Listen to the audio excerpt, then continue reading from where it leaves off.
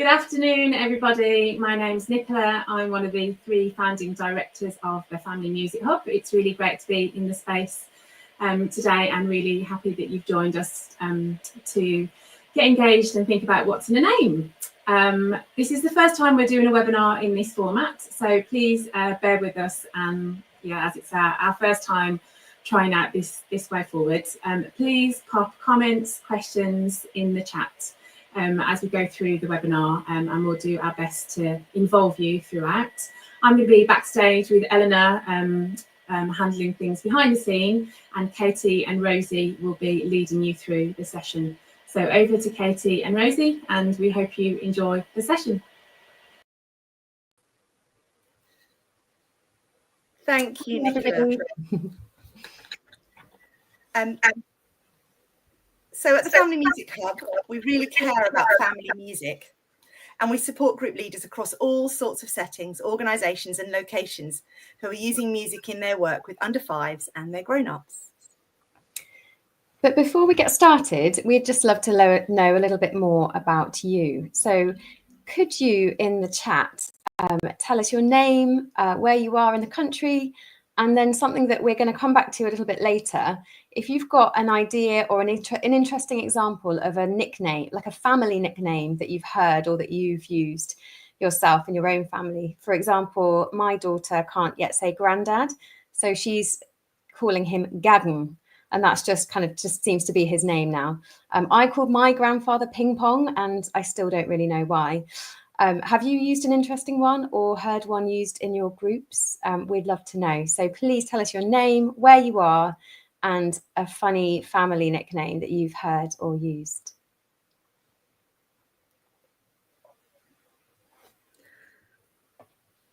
So we'll just give a moment as people type. I wonder what we're going to get. I know a lady in our village who didn't feel, I suppose she didn't feel old enough to be a grandmother, and she was very glamorous, so she was known as Glamma. I've heard that one as well. And today I met a lady called Morma, which her child had nicknamed her Morma.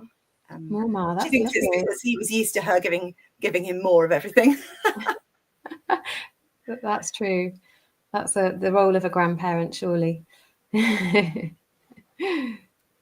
Lovely. So I'm wondering if we've got any comments coming through. I'm not seeing any at the moment. I hope that's not a technical hitch. I hope it's just that everyone's feeling a little bit shy. Oh, Mia, thank you. Mia says she called her grandma crazy. And she's not insisting on future grandchildren calling her that, but maybe Gigi as well. Oh. She's now insisting on future grandchildren calling her Gigi, sorry. Thank you, Mia. I wonder how your grandmother felt about that. Lovely, I'm sure thank you. Typing. Hi, Jude from Northampton.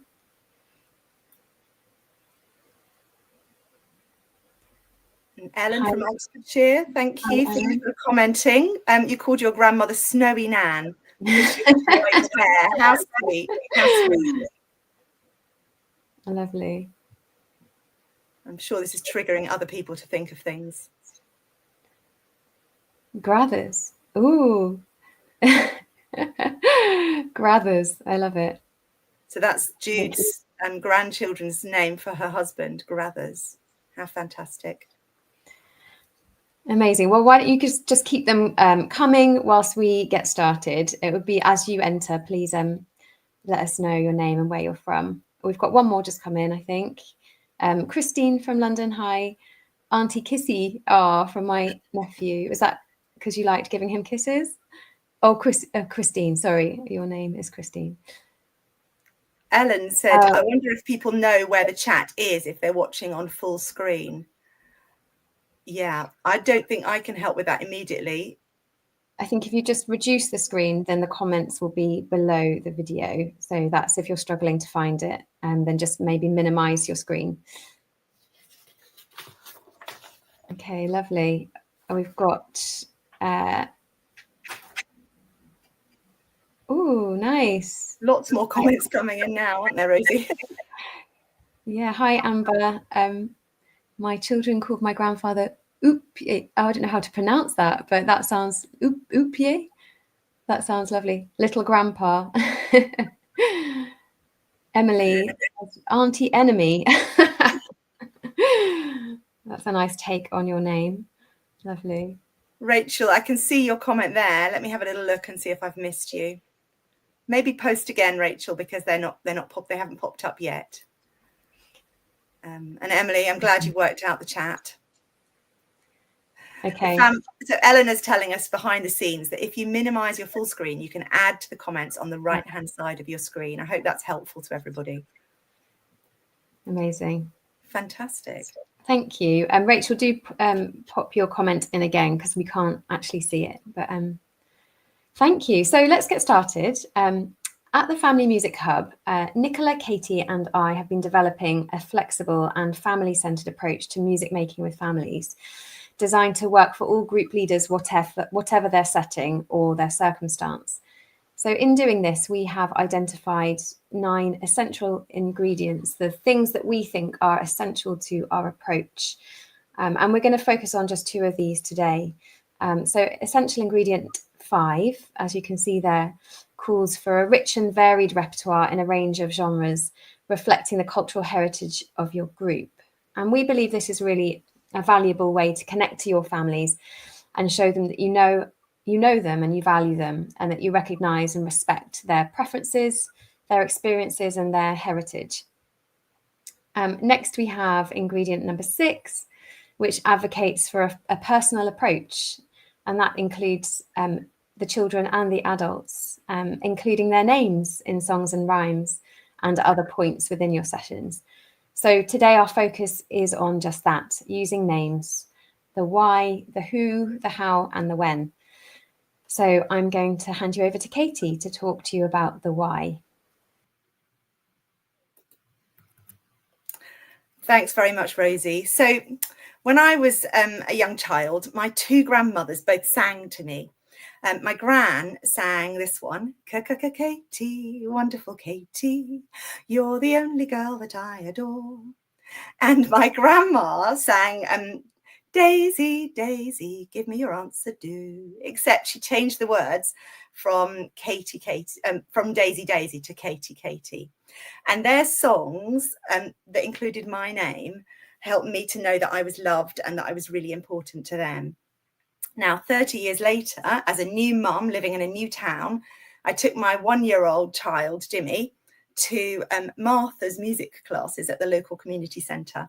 And her hello song went on forever because she included every single person's name. It was Jimmy's name, my name, and everybody else's. And that really helped me to connect to everybody in that group. And also those people knew me by my name rather than just as Jimmy's mummy. And that felt really quite important to me. So using names, it can help your young children to feel special, valued, known, noticed and important. It really raises their self-esteem. And it helps the adults to get to know each other and to be known as themselves rather than Jimmy's mummy or Alfie's granddad. So I'm going to hand over to Rosie now, who's going to share a song. And over to you, Rosie. Thank you. So this song is called The Good Morning Train. And this is a really wonderful song if you don't know it already. And it goes like this. I'm just going to sing it. So it goes, the good morning train is coming. How are you? The good morning train is coming. How are you? The good morning train is coming. The morning train is coming. Good morning train is coming. How are you? I hope I haven't just blasted you with that very, very loud. Tell me and I can move away from my microphone if so. So it's really nice to add a little choo-choo at the end of the first 2 lines. So I might just sing it again and maybe just where you are, you can give me a choo-choo. after the first 2 lines. So, the good morning train is coming. How are you? Choo choo. The good morning train is coming. How are you? Choo choo. The good morning train is coming. The morning train is coming. The morning train is coming. How are you? Choo choo. It's amazing how just doing something like this is totally normal for people in our line of work. So I hope you enjoyed that. I'm just going to pop. Oh, thank you, Rachel, who said beautiful singing. Thanks so much. I'm just going to pop up the slide with the lyrics so that we could try it again. Why don't we try it from the second verse, where we start incorporating the names of the children and adults, possibly, if you're feeling really brave. So why don't we all sing together from the top, actually. Let's go from the top and then I'll carry on with the names. Okay, and off we go. The good morning train is coming. How are you? Choo choo. The good morning train is coming. How are you? Choo choo. The good morning train is coming. Good morning train is coming. Good morning train is coming. How are you? Choo choo. So we say hello to Rosie. How are you? Choo choo. And we say hello to Katie. How are you? And we say hello to Nicola, say hello to Eleanor, say hello to everyone. How are you? Choo choo. So you might have to divide your group into 2 to manage the names and the choo choos. It's a lot to do, leading just you doing it all. But it's a really lovely song, a lot of fun. It's quite fast moving. What I would say is feel free to just pause between each person just to be able to get all of the names in and between verses. It might take a little while to get round everybody, but I'd say that's absolutely fine as well. There's a little version for incorporating adults and their children in this version. So in this version, we'd say, for example, my son is called Otis. So we'd sing, so we say hello to... say hello to Rosie and Otis. How are you? Choo choo. So just a little version if that's something that you like to do. So as Katie has said, and we've just demonstrated in this song, you might want to include the adults' names as well, which is really nice to do. But sometimes you might need to include something like a teddy if a child has brought their teddy along.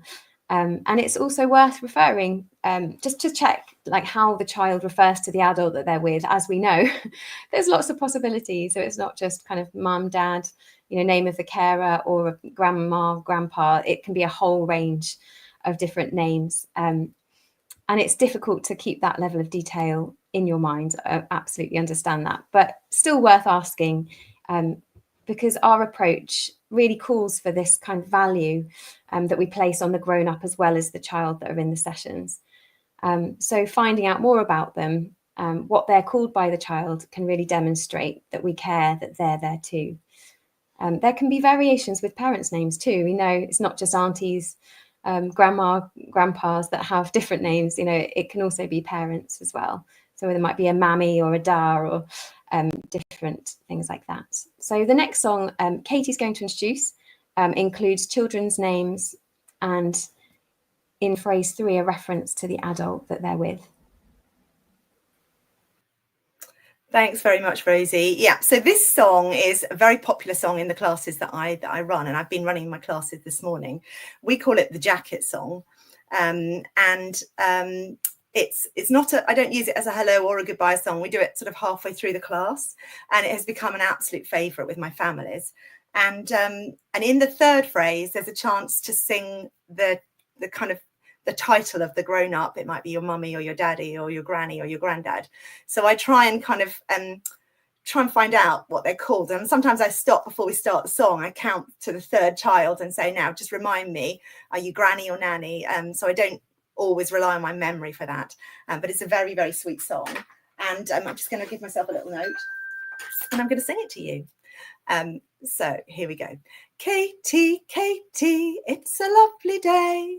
Rosie, Rosie, let's go out to play. Nicola, put your jacket on. Tell your mama you won't be long. Eleanor, I'll meet you at the corner. The the children really love that song. And so obviously we might have tell your granny, tell your granddad, tell your uncle, tell your daddy, whoever's in the class with that child, in that third phrase. So it's a lovely song. Today, I had a child who was very proudly wearing a pair of Wellington boots. And it happened that we got to the third phrase and it was them. So instead of singing your jacket on, we sang put your wellies on. So we sang, Callum, put your wellies on, tell your mama you won't be long, because that was important to him. So trying to really connect with them, with those children, and what's kind of important to them on that particular day. And what I've learnt really from my families is that this song kind of punctuates some of their days, and it's become a nappy song for some families, and it's become a getting into your pajamas song for some other families, and they kind of really value that. So I'll show you the slides now of the lyrics, and we're going to sing. You can sing along with me. So I've put some of your names in there as well, so you might spot some of your names. So off we go. Angela, Angela, it's a lovely day. Morgan, Morgan, let's go out to play. Rachel, put your jacket on, tell your mummy you won't be long. Amber, I will meet you at the corner. Lovely. We don't entirely know where. It's one of those songs where we don't entirely know where it's come from. Pretty sure it's in the public domain. It's a traditional song. One of my grandparents in my class thinks it probably comes from maybe the time 1920s music hall songs, but we can't quite find its story really. But it is a very popular song in my classes. So maybe we've been talking now about using these songs, and but actually, how do you remember the names? We think that's probably the most challenging part of today's webinar. So we're just going to I'll move the slides forward, and we can probably all agree on why and even whose names, but how on earth do we actually memorize all those names? And we've come up with 6 ideas that should help you. And the first one is this: to make a handwritten list. Okay, and here is an example of the list that I used from earlier today from my classes that I did this morning. So I actually wrote it down by hand, and I'm lucky because I have the same families coming each week. I do understand it's more difficult if you've got people dropping in and out, but there is a real value in writing it down by hand, because research actually from 2021 suggests that our memory is better when information is notated through the movements involved in handwriting. You could write on an iPad equally, but it's the movement of actually handwriting the name that helps you remember it. I also make quite useful kind of notes you can see in my register to help me. So Aran there's an emphasis on the second part of Aran's name. You might look at the name and think it's Aaron, but it's not, it's Aran. And so I've underlined Aran. And then we've got 2 children with the same spelling of their name, but I've written them differently, Esme and Esme, because I want to be able to speak, to say them correctly. We've got Nadia, you'd think, but it's not Nadia at all, it's Nadia. And she and I talked about that, and she told me it was Nad, as in had. So I wrote that in my book. Liba, I've drawn a picture of an eye. You can see there, just to remind me it's a Liba. And the same with Maya, actually, whereas I've got another class where I've got a Mia in my class. So little ways to help me remember. It can be really helpful just making notes. I also sometimes make a note of how the child refers to their adults. So Marcus, 4th line from the bottom, he's known as Bampy. He doesn't know why at all, but he is known as Bampy. So I've written that down because that's quite important to Etta, that I get that right. I do keep the list at my side for the first few weeks, and sometimes even after that, because no one expects perfection, do they? And I think having a little reminder can be really helpful. Okay, so the second, I'm just looking at my notes, I'm so sorry. I'm going to hand over to Rosie for our second tip. Thank you, Katie. So here's our second top tip for remembering all those names. And this one is about trying to just make connections to things that are already familiar to you. So do any of the adults or children share a name with one of your friends or family members, or maybe they share a name with a famous person? And maybe there's two people with the same name, or names that rhyme or start with the same letter. So, for example, in Katie's class list there's two Sophies, and both of their children's name begin with W. That's quite a helpful one. And it also helps that Neo rhymes with Leo. And then finally, maybe there's a word within a name that's helpful, like Kristen is Chris and 10.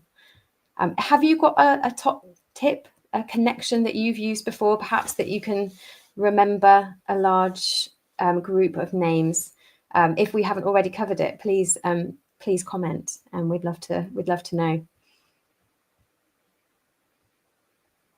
Oh yeah, just to say that we'd love to hear that your little baby Emily is loving this song so far. And Rachel, that's so nice to hear that you your reaction as we sang your name. That's really lovely. Jude, yes, I'm sure we'll. Oh yes, sorry, we'll get the references on the postcard that you're going to receive. So any more connections that you've used to remember a name? Yes, identical twins. Yeah, I've got a goddaughter who's an identical twin, and I find it very, very hard. Often combine their names. Yeah, it's an interesting approach. And Grace and Lexi are called Grexy. That sounds like a fail-safe method.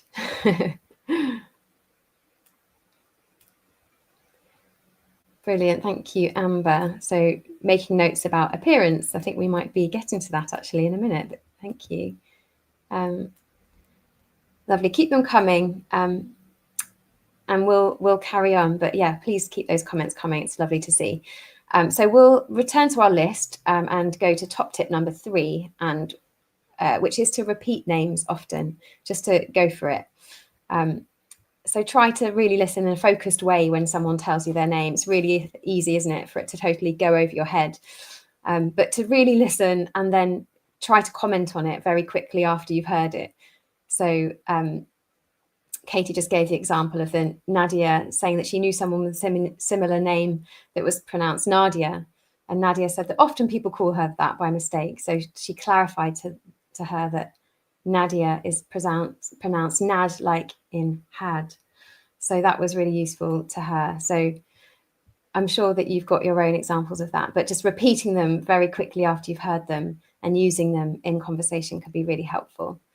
Trying to greet everybody by name as they arrive. And for example, just remembering to thank them as they hand back instruments or other resources in your groups. That can be a really nice way.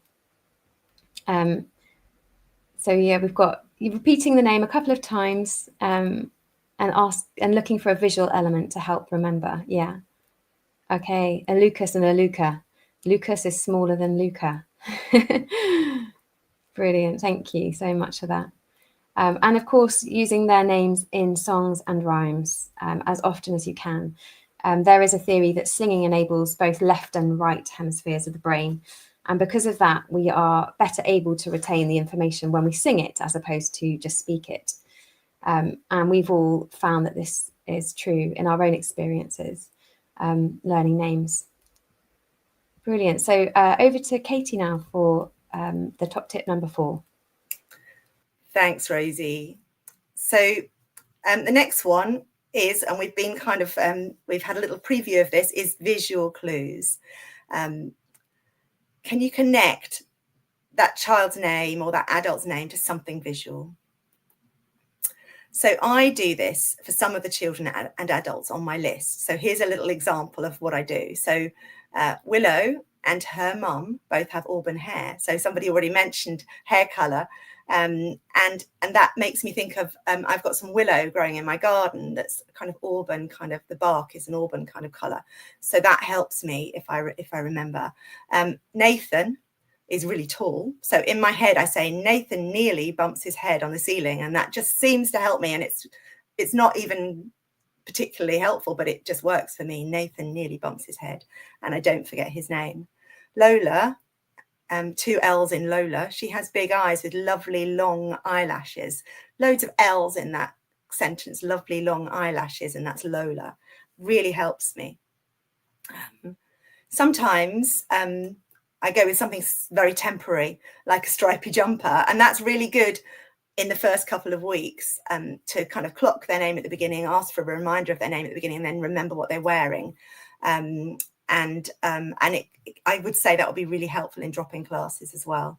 And I've also used it, somebody already mentioned identical twins. I use this strategy for my identical twins that come to me on a Friday. So they look very, very similar. But if I look at them face on, I can tell the difference now. But I have to be looking at them absolutely face on, which is kind of, you can't do all the way through a class. So I look at them face on, I work out who's who and what they're wearing. And then I remember in my mind which one's wearing flowery trousers and which one's wearing stripy trousers, for example.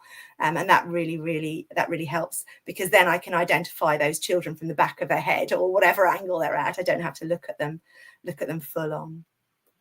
So going, Luna likes to wear pink boots. I didn't tell you about that. So top tip number 5. Well, nobody minds if you ask for a reminder. They really don't. And there are 3 phrases that are heard very frequently in my groups. Oh, here we go. I'm so sorry, I've gone blank. I say that sometimes. I say, please remind me. And then often if the children are all moving around the room and I get into a pickle and I don't know if I just ask, have I missed anyone out? Because I'd rather ask those questions than get it wrong. I'd rather ask those questions than say the wrong name. And nobody really minds. They really will be delighted that you're trying. It makes a difference. So top tip number 6 is, if all else fails, use stickers. And I think, even if we have to use stickers to remember names to trigger those memories, using names is really important. And if that's how we have to do it, then I guess let's go for it. So I'm going to teach you a little rhyme now. And this rhyme is one that works a treat with names. It's not a hello song or a goodbye song. It's something I use in the middle of the class. I don't always include everyone's names in this rhyme. I usually ask or I look around for volunteers. And it's about shoes. So here's the lyrics for you. And it's called Tic Tac Toe. I'm just going to get a pair of shoes to show you. So these are my pink boots that I particularly love, and I wear them to my class. And today we did Tic Tac Toe with my boots. Tic tac toot, mend Katie's boot. A pink boot, tic tac toot. We adapt it. So it could be a shoe, tic tac toe. It could be a boot, tic tac toot. It could be a sock, tic tac tock. And actually, it would be great to know what you've got on your feet. If anybody wants to make a little comment, it would be helpful to tell us your name and what's on your feet right now. And I'll try and put you into one of the rhymes. So today, one of the children wore a welly, a pair of wellies, and they were actually lion wellies, but in the child's mind they were tiger wellies, so we had to make them tiger wellies. And it went like this: tick tack telly, mend Henry's welly. A tiger welly, tick tack telly. Jude, thank you for your slippers. So for Jude, what colour are your slippers? While we're waiting to hear, Amber's told us she's got blue boots. Tick tack toot, mend Amber's boot. A blue boot, tick tack toot. Tick tack tipper, mend Emily's slipper. Oh, what kind of slipper is it, Emily? Oh, Jude's is grey. A grey slipper, tick tack tipper. Lovely. So we can kind of adapt and develop our songs and rhymes for the moment, in the moment, and we know how important shoes are to little people. Incidentally, shoes can be important to adults too. I've shown you my pink boots. The reason I have those pink boots is because I fell in love with a pair of pink boots that a family, that their mother brought to my classes, and so I got myself a pair of pink boots too, and I wear them to the classes every week. So adults have special shoes too. Fantastic. I'm going to hand over to Rosie now for the next part of our webinar. Thank you. So moving on now to the when. When can we or should we include names in our music sessions? So we've already mentioned how effective it can be to just use the names in conversation before or after or during the session. And of course, hello and goodbye songs both provide a great opportunity to include names. And you probably already have your own version of a hello song or a goodbye song that you use already. And the good morning train is another great one that can be used at the beginning of a session. But there's lots of other opportunities too. So I want to share two more songs with you. This is a little song that I wrote with a group of families. We just wanted an opportunity to kind of say hello to each child. And they were quite young babies, actually. And we wanted to be able to connect with those children, but also with the adult that was with them.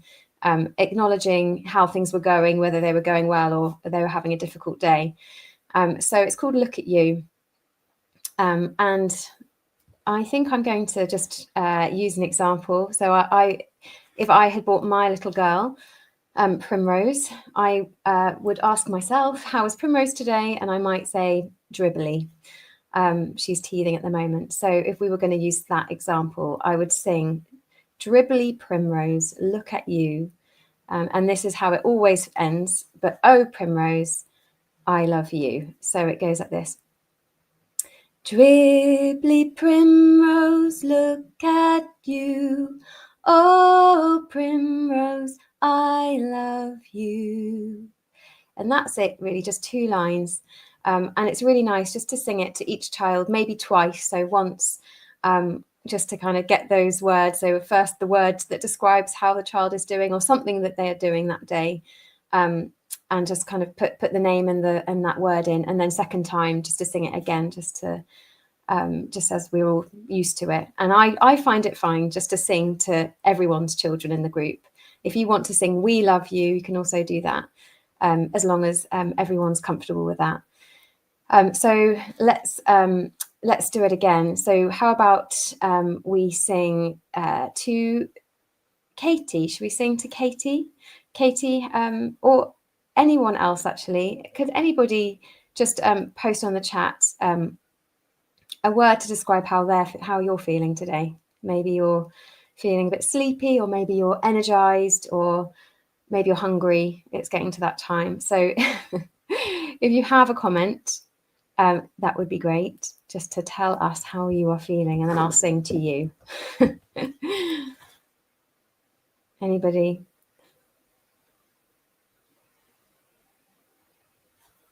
Okay, whilst we're waiting, I'll sing something to Katie. Katie, we're always eating in our meetings, so I'm going to sing Hungry Katie, because generally we are always hungry and always snacking. So let's sing Hungry Katie, look at you. And off we go. Hungry Katie, look at you.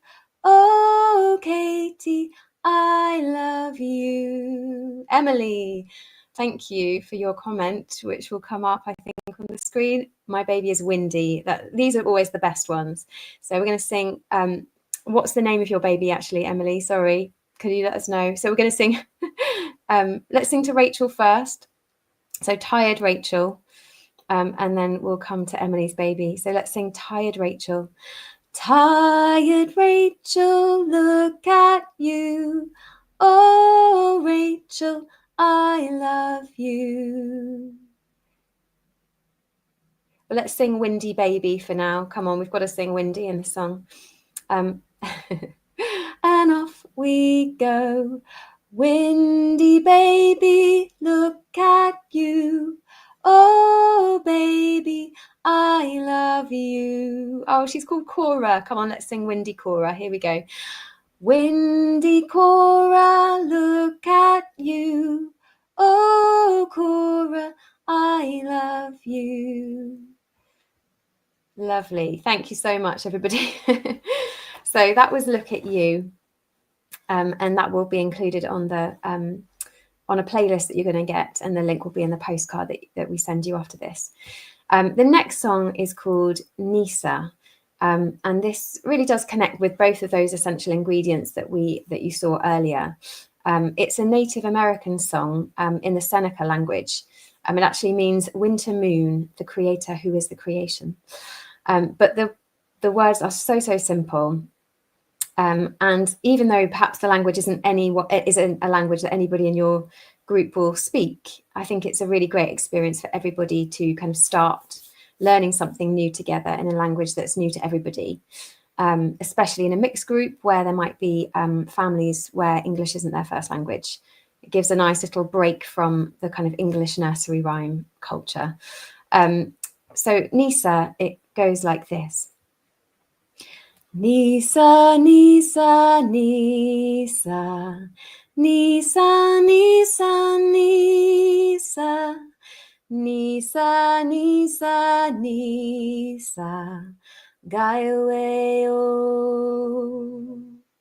Gaio. So just two phrases. We've got Nisa and then Gaio at the end. I think we might pop up with the lyrics so we can all just have a little go together. So let's just try that first verse, and then we'll try making it a little bit more personal. So let's sing together. Off we go. Nisa, Nisa, Nisa, Nisa, Nisa, Nisa, Nisa, Nisa, Nisa, Gaio, Gaio. So it's very calming, very relaxing. It's a really nice one to use, especially when the babies are a little bit younger.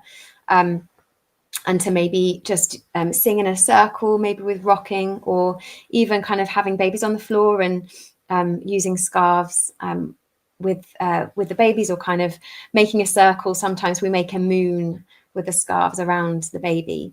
If we wanted to really make this personalized, we could just put the baby's name into the song very simply.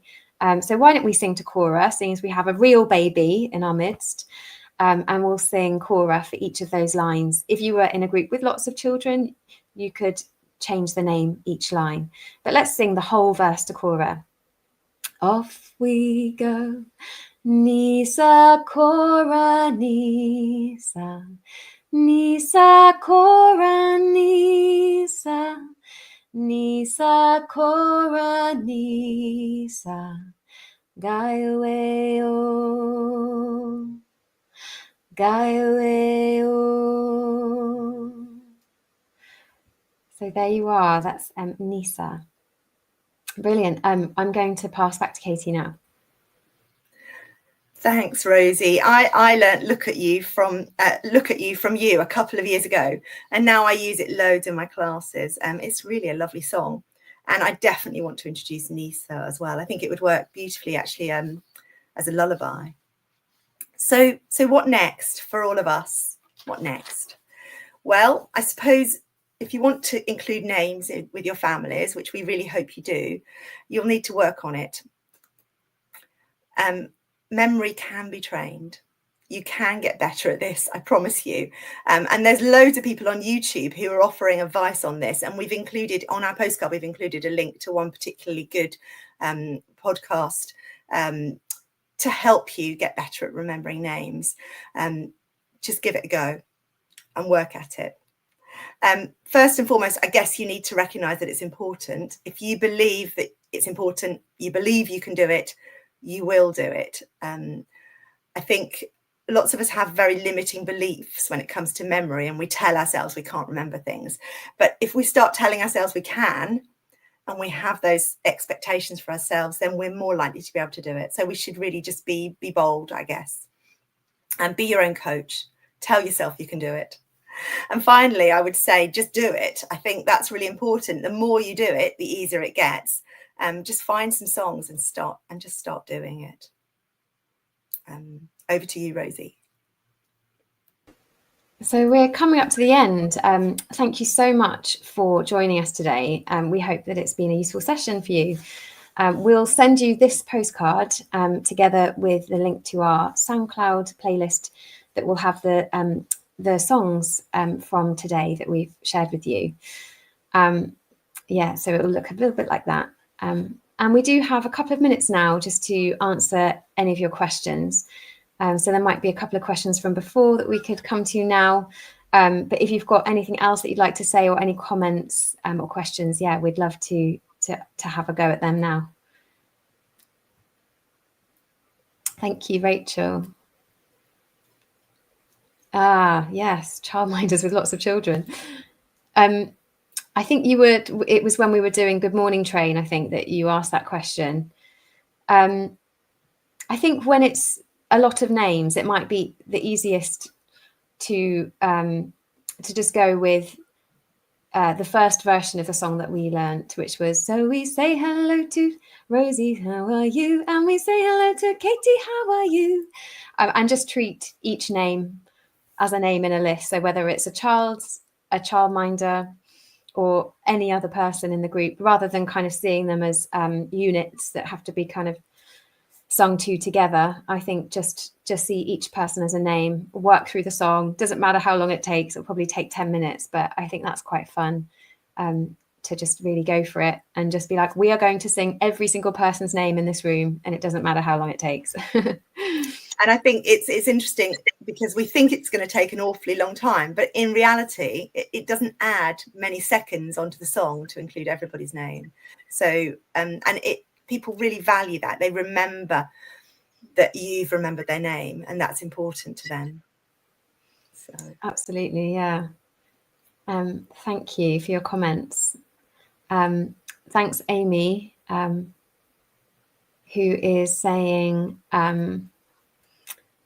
yeah, brilliant. Yeah, that's a really good one, isn't it? Just asking what they like. And that would be just a really great piece of information that might be easier to hold in your head, than just a name. So combining the name with a like, or, yeah, brilliant. Thank you. Somebody asked if this is going to be available afterwards. We'll send you a link. We're hoping to put it on YouTube, on our YouTube platform. So thank you. Yeah, glad you like the platform.